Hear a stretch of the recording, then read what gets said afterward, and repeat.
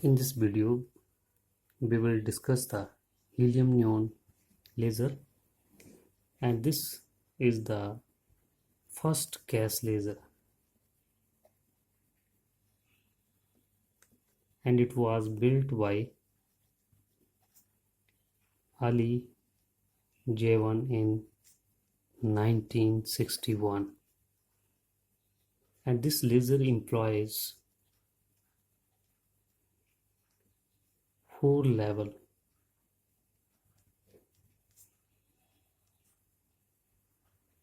laser, four level pumping scheme.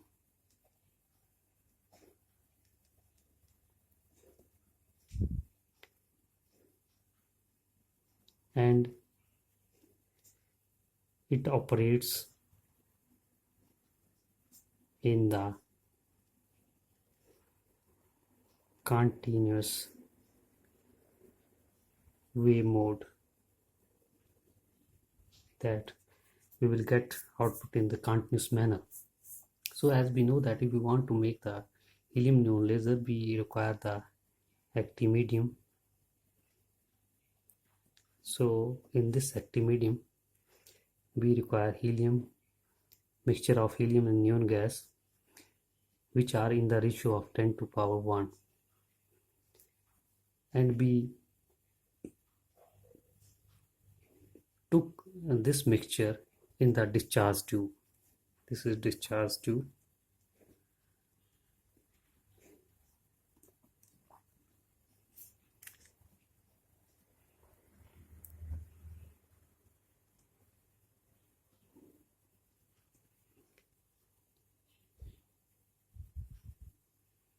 and we keep the pressure here within the discharge tube about 1 torr.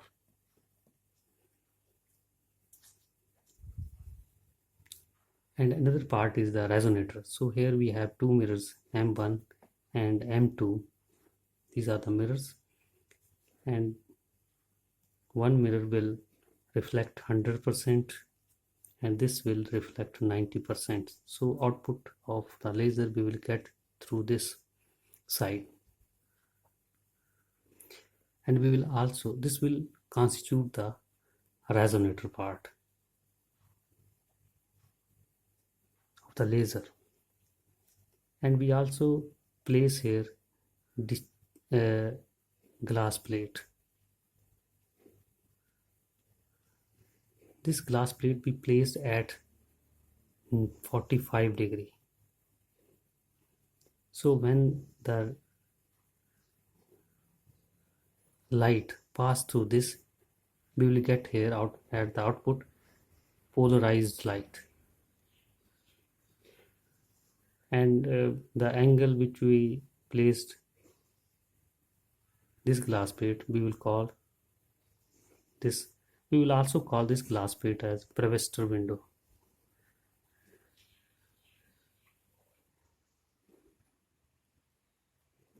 If we not placed here the glass plate at this inclined at 45 degree, then the output of the laser is not polarized. And a third part we require in the laser, third part is pump. So in order to pumping, here we have two electrodes in the discharge tube, and we apply here potential difference across these two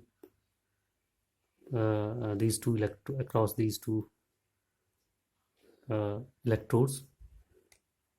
And on application of the potential difference, what will happen, that electric discharge will takes place within this discharge tube, and the electrons get accelerated due to this.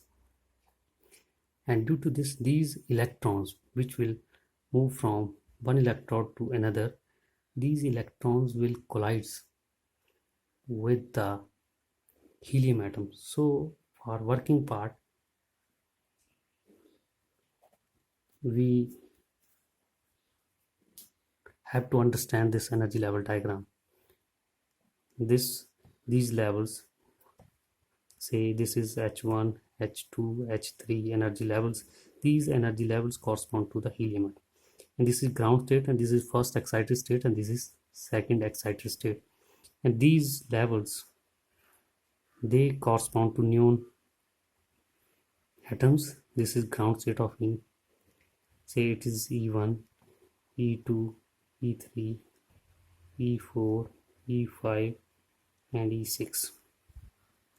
These are the energy levels correspond to helium. So when the electric discharge takes place and electrons, they get accelerated through this move from one end to another end, so they will collide with the helium atom first, and due to the collision they excite the helium atom to energy level H2 and H3.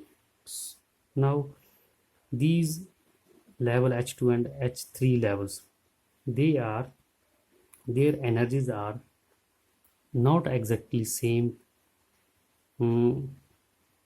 not same equal to E4 and E6 of neon atom.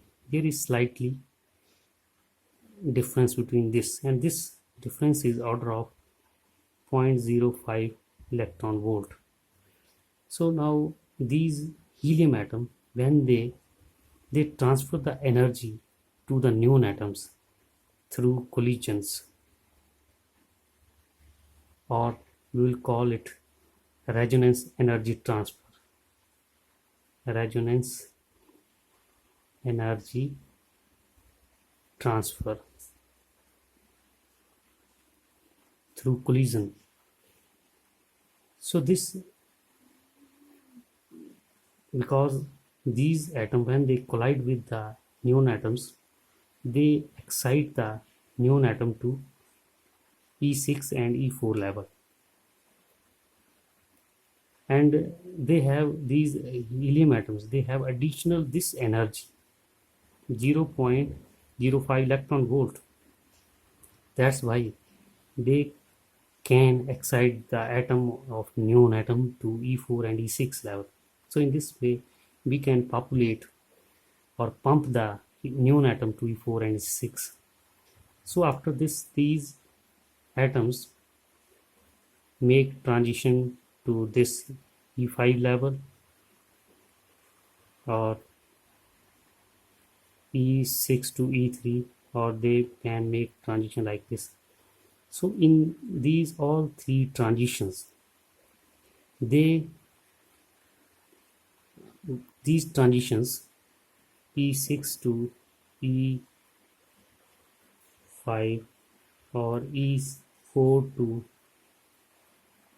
E3 or E6 to E3, they are belongs to stimulated emission,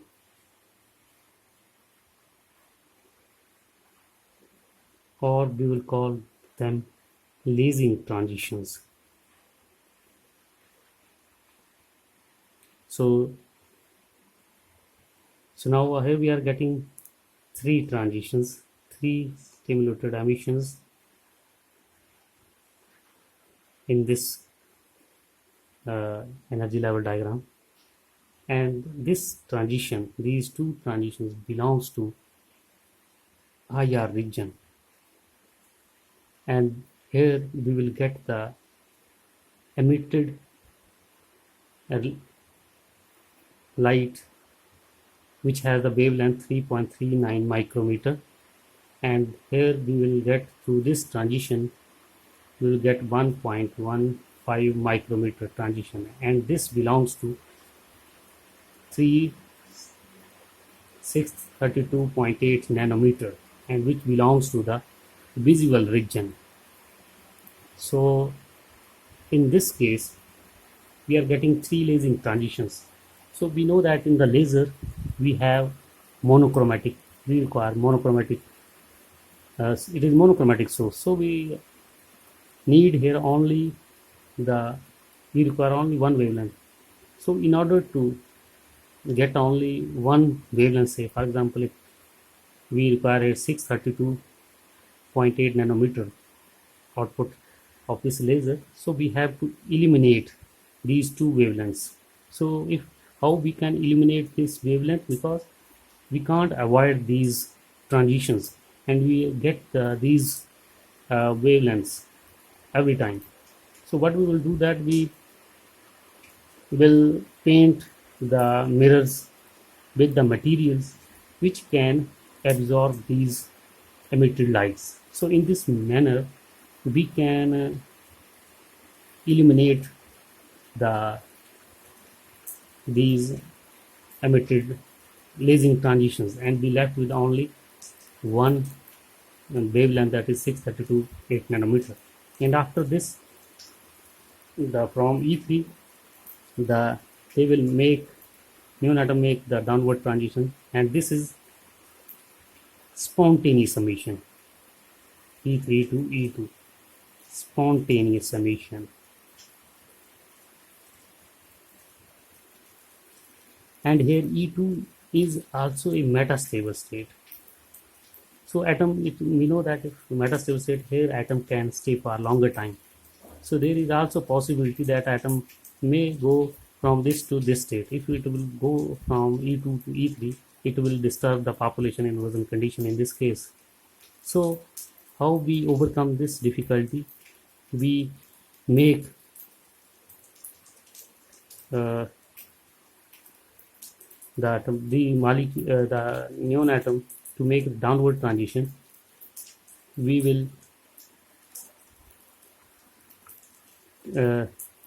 while we make the laser, a helium neon laser, so we will took the diameter of discharge tube is very small, so that what will happen that these neon atoms at which has the energy equal to E2, they can collide with the wall of the, or you can say the tube wall, and in this manner they will lose the energy and come to the ground state. So in this case, so in this manner we can explain the, and another thing is that here we are taking 10 parts of helium and 1 parts of neon. So why we took the, because here we can excite the helium atom, this is lighter, and it will help in excitation of neon atoms. And another is the heat is generated in the within the tube, so it can also help in the cooling within the discharge tube. So this is regarding the helium neon laser.